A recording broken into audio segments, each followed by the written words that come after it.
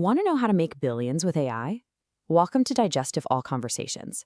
Today, we're decoding a seriously fascinating strategy from tech entrepreneur Michael Saylor. We are going to look at exactly how he's leveraging AI and digital assets to build massive wealth, and honestly, how it might make us completely rethink our entire approach to capital. Let's dive right in. Okay, $15 billion. Yeah, you heard that right. It's absolutely not an exaggeration. Saylor actually claims he used AI to generate $15 billion in a single year. And the reason he could pull off something so mind-blowing, well, he frames it like this. The AI basically handed him a solution to a problem that humanity had literally never encountered before. So, his advice for operating in this weird new era? It's totally counterintuitive. He says, look, do not try to outwork the robots. You will lose. Instead, you've got to ask the AI to do something completely unprecedented.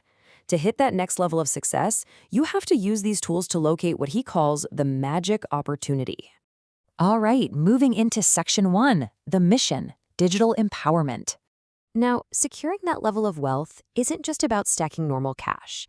Saylor is actually the biggest corporate buyer of Bitcoin in the world, and it's all driven by this core philosophy of digital empowerment. He's a massive proponent of using Bitcoin as true digital money, the ultimate long-term capital asset. Why? Because you actually own it. A more powerful entity or government simply cannot take it away from you. Your wealth stays entirely in your control. Which leads us into section 2, the flaws of fiat cash. To really get why digital empowerment is such a game changer, we have to look at his stark warnings about our standard fiat money system. The physical currency pipeline is basically broken. Think about it. Step 1, you hold physical cash. If you try walking through an airport with a giant stack of bills, you're incredibly vulnerable to confiscation. So step 2, you put it in a bank, right? But at the end of the day, the bank decides if you get to keep it or if you even get it back. Now, contrast that physical vulnerability with the sheer power of decentralized digital assets. With Bitcoin, you can instantly and completely securely move $1 million through cyberspace in a matter of seconds. No borders, no customs agents asking questions, and no waiting for bank approvals just to access your own money. It's pretty wild to think about. And that brings us to this highly counterintuitive, absolute mic drop of a conclusion. In his view, the last thing in the world you actually want to save is money. I know, right? It goes against everything we're taught, but he believes holding on to traditional money is actually a massive liability, not a safe haven, because it's constantly losing purchasing power and it can be frozen at any time. Okay, let's look at section 3, the ultimate asset matchup. So, if saving traditional cash is off the table, what exactly do you do with your wealth? A lot of people naturally ask, well, why not just buy gold? And Saylor totally acknowledges that gold has a solid historical precedent, appreciating at roughly 12% a year. But here is the kicker. Bitcoin historically climbs by 33%. When you map that compounding trajectory out over a decade, the difference isn't just big, it's completely life-changing. And he applies this exact same aggressive math to the traditional stock market. You might think a diversified portfolio is the safest bet out there, but Saylor claims you are going to get double the performance from BTC compared to a standard S&P 500 index fund. It's a huge claim, for sure. Moving on to section 4, unconventional wealth foundations.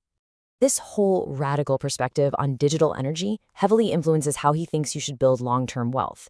You really have to think outside the traditional box here. For instance, he actively questions the ultimate American dream. Should you even buy a house? He argues there are fundamental reasons why tying up your capital in physical real estate is actually the wrong move, when you could be holding liquid, pristine, digital property instead. And he pushes this idea of asset preservation to the absolute extreme, sometimes with a pretty dark sense of humor. He famously joked a while back that people should literally sell a kidney before they ever sell their crypto. So naturally, when he actually sold a little bit of his own Bitcoin recently, people instantly hit him with the obvious question, wait, why did you sell the Bitcoin instead of your kidney? It's a funny, slightly morbid moment, but it perfectly highlights just how intense his conviction is. Ultimately, all of these provocative stances kind of boil down to a structured playbook for the next generation. It's not just go buy Bitcoin.